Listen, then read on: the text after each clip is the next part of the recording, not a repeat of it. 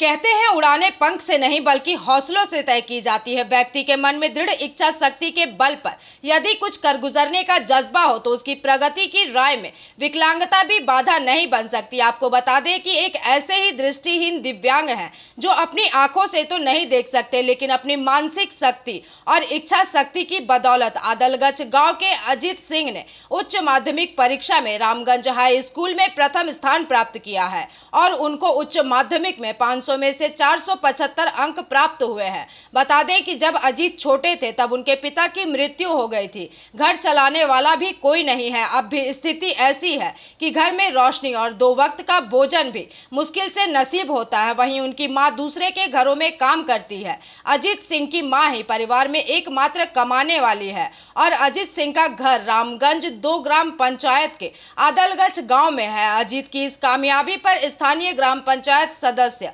सहदेव राम सिंह ने अपनी बातों को रखा। वहीं दूसरी ओर अजीत सिंह को देखने और उनकी इस सफलता पर उन्हें बधाई देने के लिए बड़ी संख्या में ग्रामीण उमड़ पड़े हैं।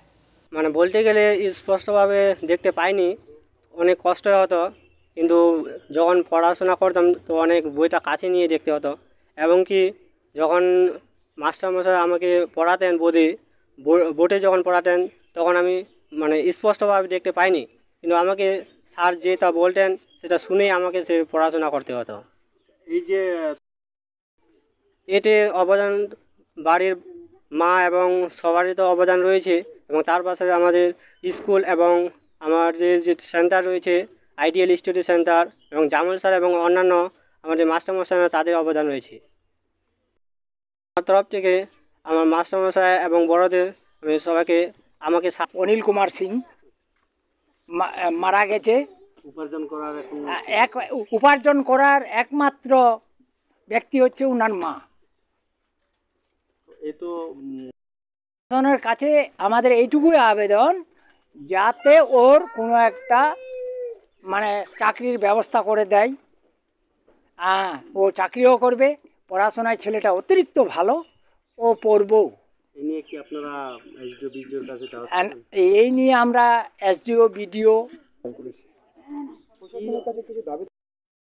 যদি কোনো ব্যবস্থা হয় ওর চাকরি বাকরির ক্ষেত্রে তাহলে তো ভালো, যেহেতু অসহায়, কোনো ইয়া নেই, মায়ের উপরে নির্ভর করে চলে পরিবারটা। না হলো যদি দরকার পড়লে আমরা যাবো সবাই।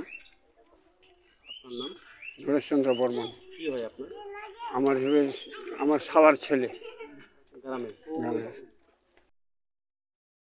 কারণ তিনি সম্পূর্ণভাবে দৃষ্টিহীন না হলেও অল্প একটু দৃষ্টিহীন রয়েছে, তা সত্ত্বেও উচ্চ মাধ্যমিকে সম্ভাব্য প্রথম হয়েছে রামগঞ্জ হাই স্কুলে। কতটা খুশি রয়েছে?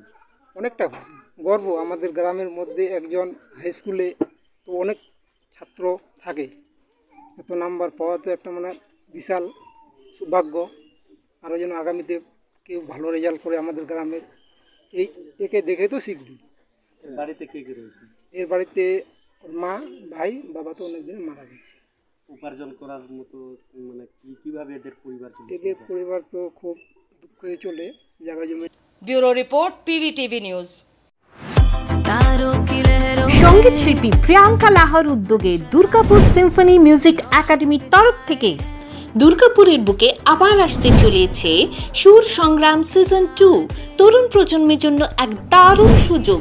যাদের গলায় আছে সুর, মনে আছে গান, তাদের জন্য এই প্ল্যাটফর্ম। নিজেকে প্রমাণ করার এটাই সুযোগ।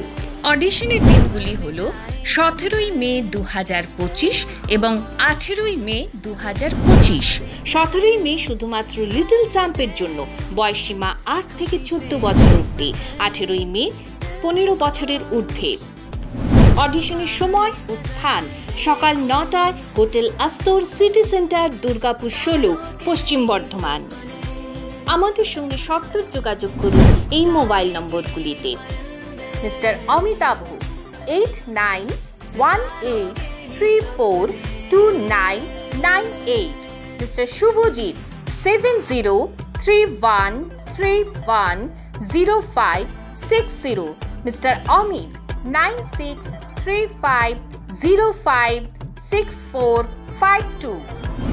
এখানে কোনো প্রবেশ মূল্য লাগছে না, তাড়াতাড়ি যোগাযোগ করুন। সুর সংগ্রাম সিজন 2।